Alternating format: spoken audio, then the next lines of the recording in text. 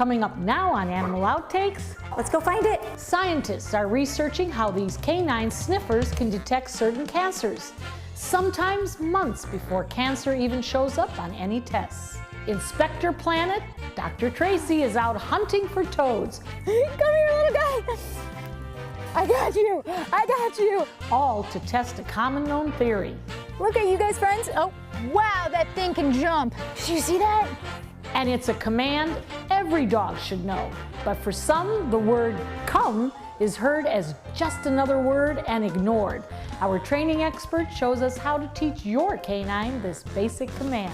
We want to show the dog at first how to do it. Come. Good boy. This and much more straight ahead on Animal Outtakes.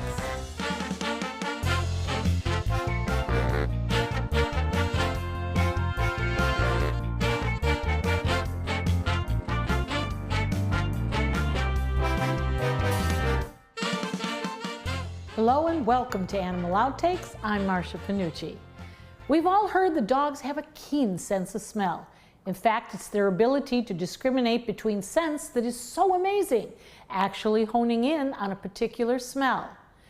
Their noses are put to the test, working to sniff out drugs, explosives, and people. And a dog's nose can also detect cancer.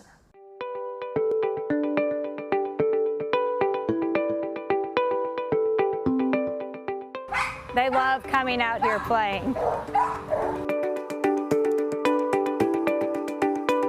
The beagles come in and within 5 seconds they have it. They walk in, their nose starts going, and they're on the scent. Their fun, playful personalities and their small size makes the beagle a popular hound dog. But it's their keen sense of smell that sets them apart from most other breeds. And that's why researchers here at BioScent DX use only beagles. Their job? To sniff out cancer. Now, what type of cancers can they detect? It's breast? So we have dogs trained on breast. We have a group of dogs trained on lung cancer. And we're getting ready to expand into prostate, colorectal, and melanoma. Well, those are the biggies. Yes. And perhaps someday there will be something for pancreatic cancer. Yes, we definitely want to get to pancreatic and ovarian as well.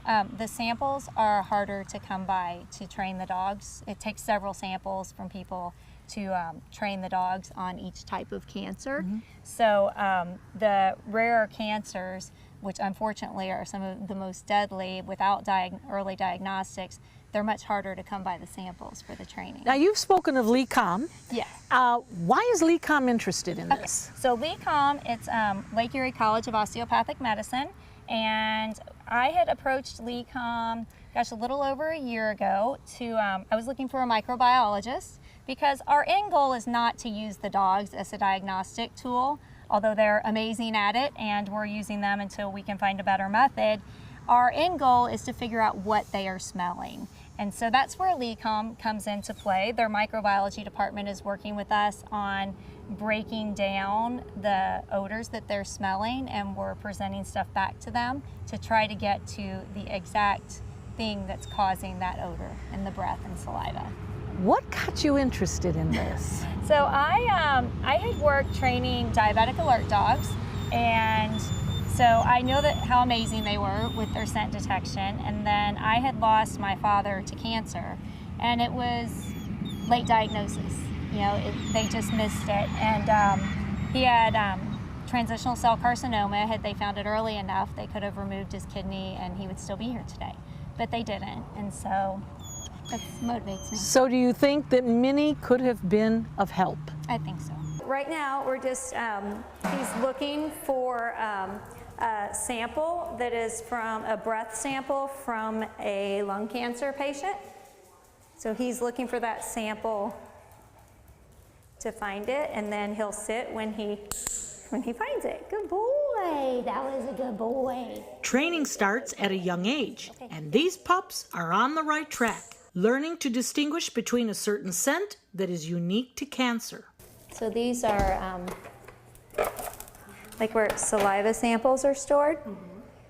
So we would, take these and you would put them in a syringe. So you take the lid off, and you put it down in, and they go in a syringe, and then this thaws out for like 10 minutes, and then we put it out for them to smell. Working with students and staff from LECOM, they are hoping to find exactly what the dogs are smelling. We need to get the dog to identify the sample that contained cancer. Then we take that sample and we fractionate it, means we break it down into little components. We are hoping to find the exact group of chemicals that the dogs are actually sniffing, because after we fractionate the samples, we bring them back to the dogs. We take the positive sample, we break down again further. And our hope when we find those chemicals is to create something that is very much similar to a pregnancy test that we can use to, to detect cancer as early as possible. The key to treatment of cancer, successful treatment of cancer, is early detection. If we can do that, that will be the best thing we can hope for. Do they ever make a mistake? Sometimes dogs do make mistakes. They're not robots. So what we do when we're doing a clinical trial and we're testing a sample from someone who does not know if they have cancer or not, and we're trying to see if the dogs are detecting anything, we use 3 to 5 dogs on every sample, and so we look for a correlation. So we're using the dogs, we're using breath and saliva, and so we would cross-reference that. And you can help out the study by testing yourself. Any woman who is at high risk of developing breast cancer or might have a family history or is just very concerned about it, and they're able to go there and to order a test kit. It's part of a research study that we're doing. So we would send you a test kit out. You would simply fill the paperwork out, breathe into the mask, the saliva, and there's an envelope that you mail it back to us. Once the test comes back, we run it through the dogs, we print a report, and we send the report back to you and to your physician. At that point, because it is a research study, we like to follow up with you a year later and then 8 months after that. You're probably wondering, like, why 18 months out? What happens, there's been studies found where dogs found cancer 18 months before mammograms. So we like to track out that far or a little bit further just to see how accurate the dogs are. So really, how accurate are these noses? As far as the dogs detecting the cancer sample, until now our success rate was about 98%. Well, I'd say that's pretty good. That is damn good. You can help with this scientific research. Anyone can be a part of the study. All you need to do is order a test kit, give a sample, send it back, and the dogs can train on it. Results are mailed back to you and your healthcare provider. If you would like more information on how you can help these dogs sniff out cancer, visit their website. Stay with us. More Animal Outtakes is coming up next. So are these bumps actually warts? Are they contagious? Can I be putting warts all over my hand right now? Well, we're gonna find out. Top Dog 2018 is almost here. Get ready for an afternoon of fashion, fur, and fun. This year's event will be a brunch hosted outdoors on beautiful Sarasota Bay at the Van Wezel. Enjoy a fabulous canine fashion show featuring local boutiques. Plus, you can join in the fun. Enter you and your pup in one of our crazy categories, Best Dress and Best Kisser. Go to topdogsrq.org for tickets and information. People have asked me what it'll cost to restore all the corals back the way they remember. But I have to ask them, what will it cost if we don't do anything?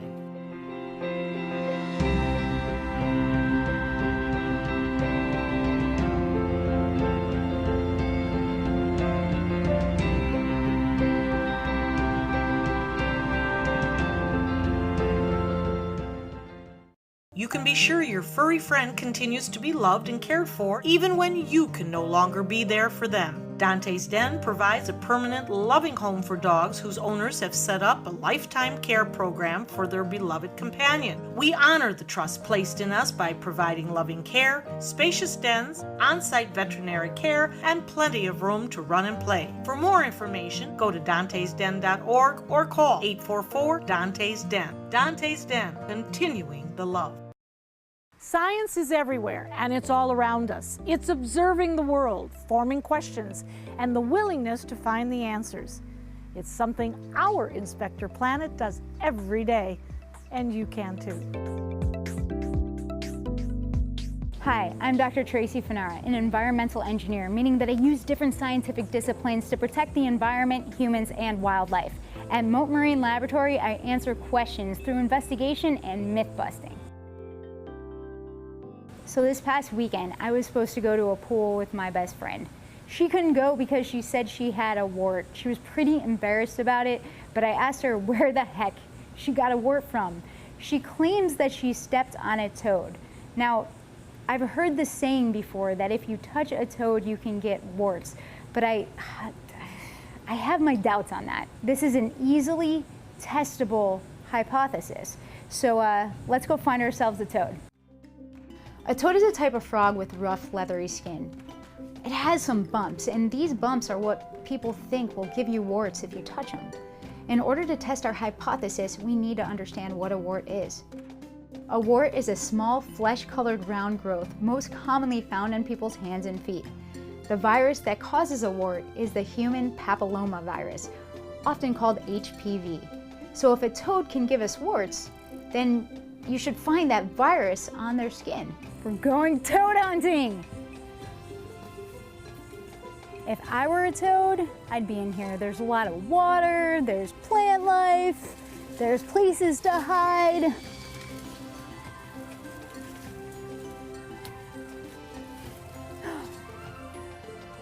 I think I see one. Oh man, did you see that?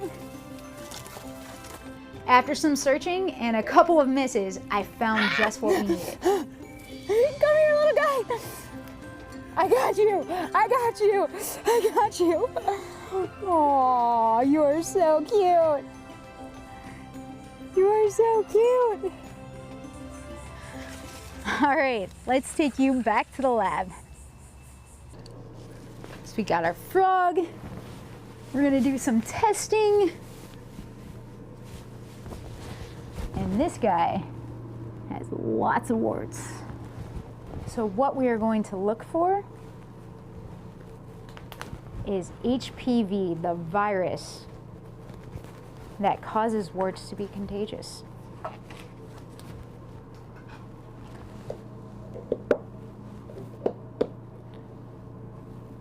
Hey, little guy. So all we're going to do is gently scrape cells off his back. Okay. What a good patient he is. See that? He didn't even jump. First thing that we're going to do is wash this off with vinegar to see if anything turns white, to give us any indication of HPV. That's what they do at the gynecologist's office when they're looking at HPV in cervical cells, and that's what we're going to try to do with this toad. So right now we're rinsing our spatula with vinegar to see if anything turns white from the virus, and we are not seeing that. So the next thing we're going to do is take a sample of his cells and look for any abnormalities that can indicate HPV. All right, so we have a lot of dirt here, and frog cells look pretty darn cool. However, I'm not seeing anything that would indicate HPV. Let's take it down to immunology to do a DNA test to make sure that we don't have any HPV here. The results are in, and it turns out our toad does not have human papillomavirus, which is what HPV stands for. So it is a human transmitted virus, cannot be transmitted by warts. In fact, the bumps on this toad's back are not warts at all. They're actually glands that in some cases they can secrete a poison for their enemies, which can cause skin irritation for humans. Now, you might not get warts from a toad, but you might not want to get up close and personal. Don't lick a toad because there are bacteria and viruses that can exist in natural water bodies that you might not want to ingest. To me, worth it. To you, probably not. What the test did show is that these guys aren't the cleanest. There's a number of different bacteria and virus that exist in natural water bodies that attach to the toad's back or are in the water that the toad likes to hang out in. So, you might not want to lick them. All right, little guy, it's time to let you go. Actually, that's another experiment. Remember guys, anybody can be a scientist or an engineer with some passion, hard work, and an innate curiosity of how the world works. Go! Be free! Be free! Another myth busted by our Inspector Planet. Again, Dr. Tracy says while you would not get a wart from handling a toad, you could get sick. It can even be deadly for your pets if they ingest certain toads. So it's best to wash your hands after you handle any animal. Coming up next on Animal Outtakes, Good boy. school is in session and your pooch is already teacher's pet. But will he be a star student? With some tips and tricks, he can be. Stay with us. Growing up, my mom was afraid of the water, something she did not want me to feel. So I enrolled Missy in swim lessons. It changed my life. Missy Franklin. And now you can do the same for someone that you love. There's nothing more precious than your child's well-being. So act now, before it's too late. Make us fly! I'm glad I did. Thanks, Mom. Visit usaswimmingfoundation.org to find, get, or give a swim lesson. This is an important message for anyone with Medicare. You may be eligible for an all-in-one Medicare plan that combines hospital, medical, and prescription drug coverage together with extra benefits that may include dental, vision, hearing aids, and much more.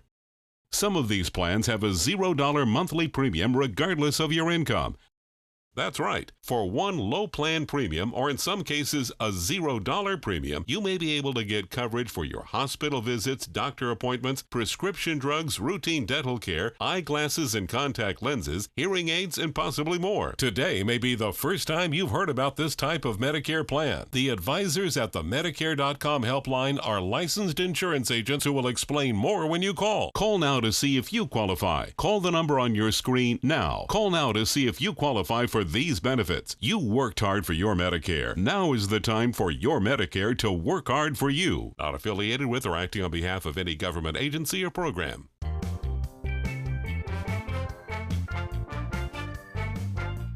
A well-behaved dog is essential to you and your pet's safety. And let's face it, a good dog is just nicer for everyone to be around. The key? Regular training. So Jesse, I have a problem. I have a puppy.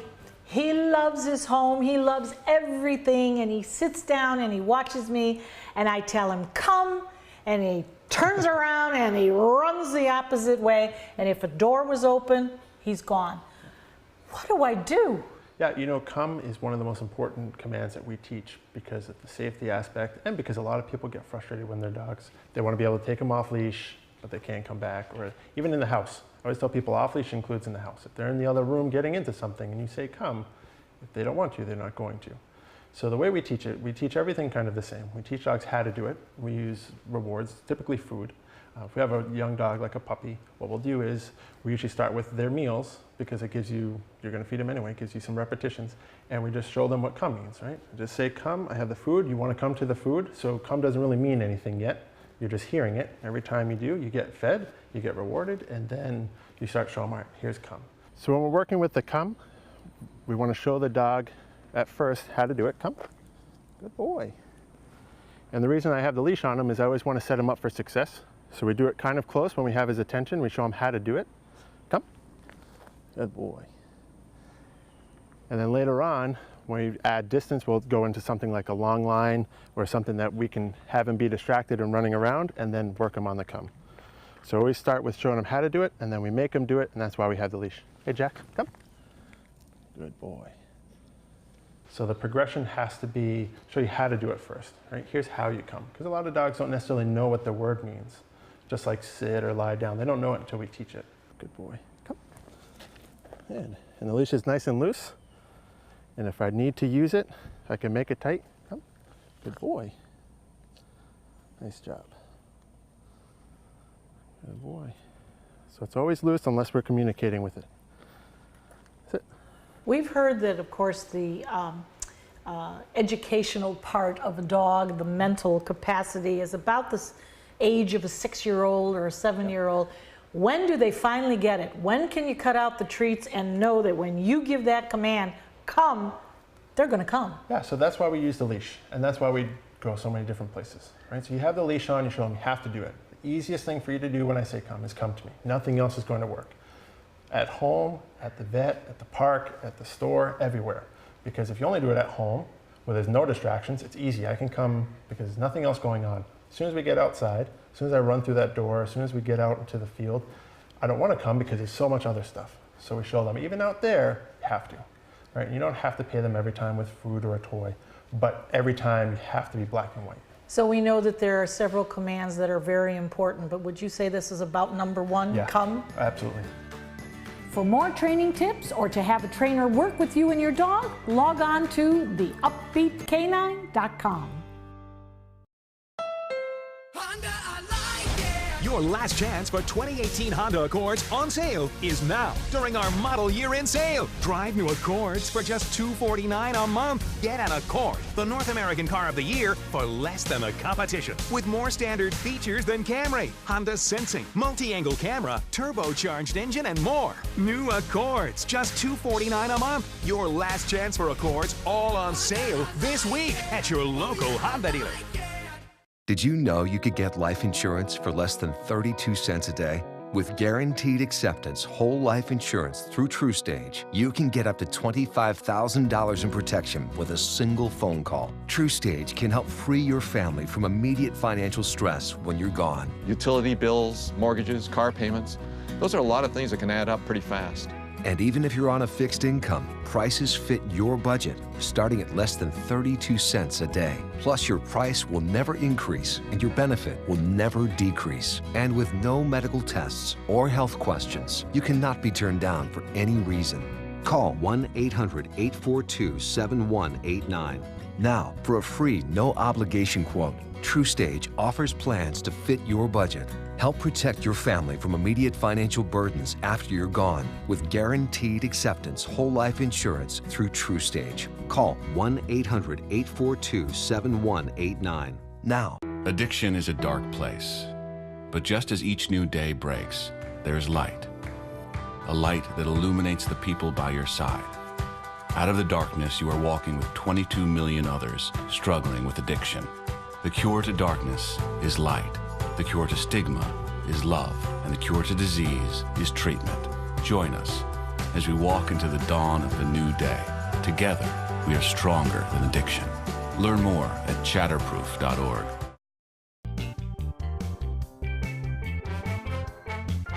Thinking about declawing your cat? Well, let's ask the vet what he thinks about it. We're going to tackle a very controversial problem that we see with the cats and also certain dogs for cropping of the ears, cropping of the tails, but on the cats, declawing. Declawing. All right, doctor, what do you suggest? Well, I owned a cat hospital for 15 years, so I might be a little biased, but declawing certainly is a procedure that's commonly done. It's actually illegal in many countries around the world, illegal in the United Kingdom, many parts of Europe. Still legal, certainly here in the United States. Even the AVMA, the American Veterinary Medical Association, does not oppose it, but they say that, of course, the veterinarian should counsel all the pros and cons and maybe alternatives to clients before they go ahead and do declawing. But it's an amputation of the distal digit. And here, my wonderful artwork, if you can focus in on the artwork, they have three bones in their finger, just like us. Phalanges, 1, 2, and 3, just like we have 3 phalanges. We call it P1, P2, and P3. Now, P3 is really largely, well, it's really small bone. I've kind of accentuated the diagram, but it's a bone where the claw grows from. And so to declaw, you have to literally amputate the last piece of bone, the last digit. So it is an amputation, and there's different ways it can be done. My dotted line here shows the technique I used to use, where you cut and you leave the very basic, the bottom of the bone that connects to the flexor tendon here. The flexor tendon allows you to do this with your fingers. So if you cut off just most of the bone, then the nail won't regrow because it grows from the bone, but then you leave intact the flexor tendon so they can do that, so they still have normal activity. Now, there is a procedure that I don't agree with myself called a tendinotomy, where they literally just cut the flexor tendon. It's a less invasive surgery. They go in and just, it's smaller incision, cut the tendon, but then your cat can never do that. And then they can never exercise their claws and get rid of the old sheaths, because the nail grows kind of from the inside out, and when they exercise and scratch, they're marking territory, but they're also getting rid of the old sheaths. So if you do a tendinotomy, you're always forever having to trim the nails because the cat won't get rid of the old sheaths very well, so you have to trim them all the time, and I'll show you how to trim here. This is the clipper I like the best for cats. Okay. It goes like this, okay? So, and it takes two people in general to trim nails, but if you've got a good cat, it's pretty easy to do, and you don't go all the way back to the pink, of course, but training your cat to have their nails trimmed as a kitten would be great. And I tell people that all the time, like brush their teeth when they're kittens, get them used to that, trim their nails, clean their ears, so they're not hard to work with. But a lot of people adopt older cats, have never been worked with, and you can get shredded like crazy by a cat who's not used to having their feet worked with. Now, so trimming the nails would be the best thing. You have to do them very regular, though, probably every week or two. They grow fast. I'm sure you've heard this 1,000 times in your practice. This is cruel. This is very cruel. And I know that if we take it to the dog side, where I've always had schnauzers, and so the breeders will tell, oh, you have to have the ears cropped. I don't.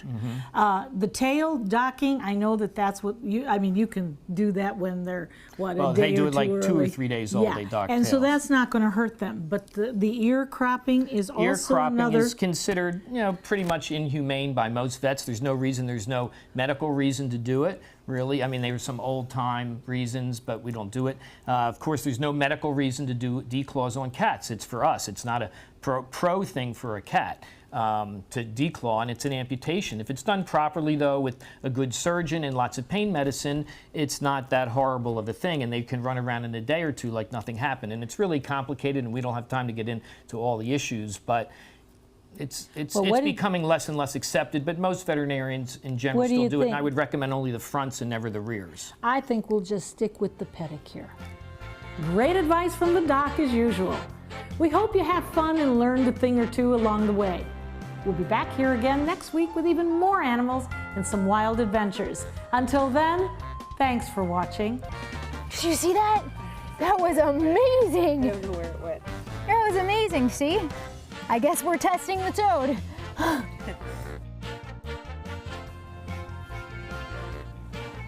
Hello, buddy.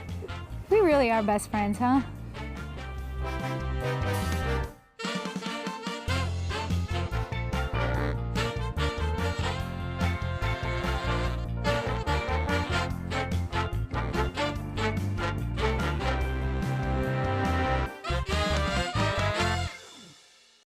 This is an important message for anyone with Medicare.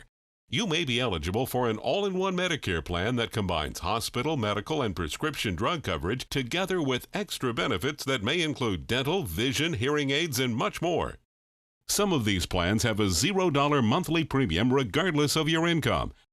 That's right. For one low plan premium, or in some cases a $0 premium, you may be able to get coverage for your hospital visits, doctor appointments, prescription drugs, routine dental care, eyeglasses and contact lenses, hearing aids, and possibly more. Today may be the first time you've heard about this type of Medicare plan. The advisors at the Medicare.com helpline are licensed insurance agents who will explain more when you call. Call now to see if you qualify. Call the number on your screen now. Call now to see if you qualify for for these benefits. You worked hard for your Medicare. Now is the time for your Medicare to work hard for you. Not affiliated with or acting on behalf of any government agency or program. Recovery from mental and substance use disorders is real. You can recover. It's possible. It happens every day. Never give up on yourself. Discover hope and help. The world is a beautiful place again. Join the Voices for Recovery. For confidential information for mental and substance use disorders, call 1-800-662-HELP. Keep up with the Suncoast. Watch your favorite ABC7 shows on your streaming device. Watch Suncoast View weekdays at 9 a.m. on ABC7.